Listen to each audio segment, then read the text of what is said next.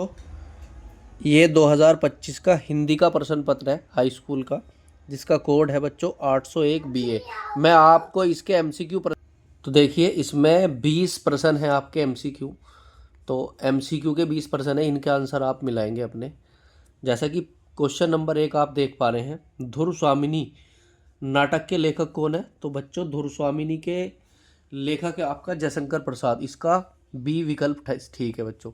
इसका आंसर आएगा बच्चों जयशंकर प्रसाद। धुर स्वामिनी किसका नाटक है? जयशंकर प्रसाद का। इसके बाद नेक्स्ट देखेंगे आप बच्चों, क्वेश्चन नंबर 2 है, प्रेमचंद का विशेष महत्व किस रूप में है?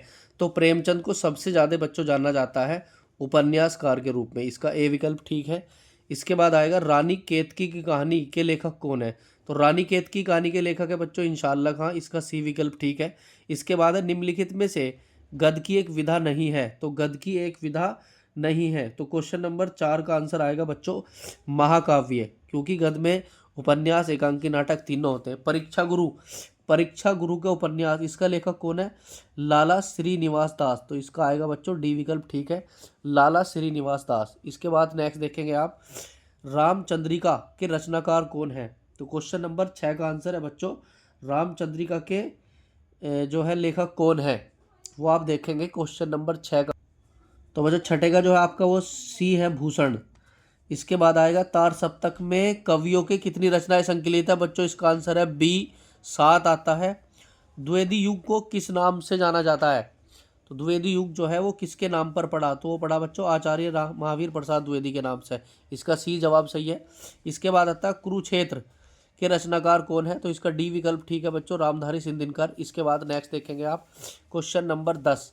क्वेश्चन नंबर 10 का आंसर है, बिहारी ने किस भाषा में काव्य की रचना की?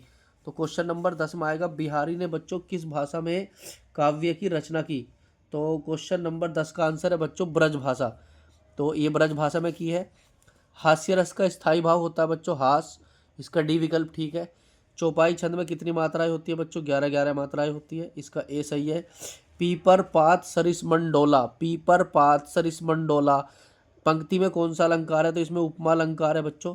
इसके बाद है पंचवटी, देखो संख्यावाची शब्द है, पंचवटी में कौन सा समास है? तो यह है दिगु, ए समा, ए ठीक है इसका। गंगा का पर्यायवाची शब्द कौन है? तो इसका डी विकल्प सही है, सुरसरी। इसके बाद है अभिमान, अभिमान में कौन सा उपसर्ग है बच्चों? इसका अभी सही है। तद शब्द की चतुर्थी विभक्ति का एक वचन तस्य होता है। इसका डी विकल्प ठीक है। इसके बाद आगे देखेंगे 17, 18, 19, 20।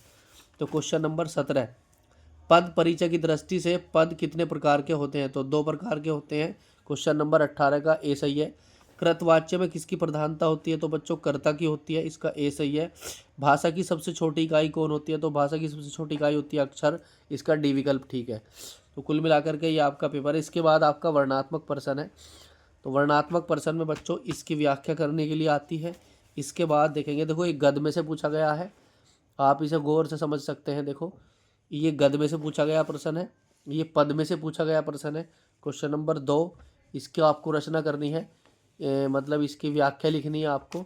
इसके बाद आप देखेंगे ये संस्कृत का पार्ट है आपका, संस्कृत के पार्ट में से ये पूछे गए हैं। ये आपका खंड काव्य में से पूछा गया है। इसके बाद है आपका देखो जीवन परिचय पूछे गए हैं यहाँ पे, जीवन परिचय है इसमें। यहाँ पे पाठ्य पुस्तक से श्लोक आपको लिखना है इसमें। ये आमंत्रित करने के लिए मित्र को पत्र लिखना है। 2 दिन के लिए प्रधानाचार्य को अवकाश लेने के लिए आपको एप्लीकेशन लिखनी है।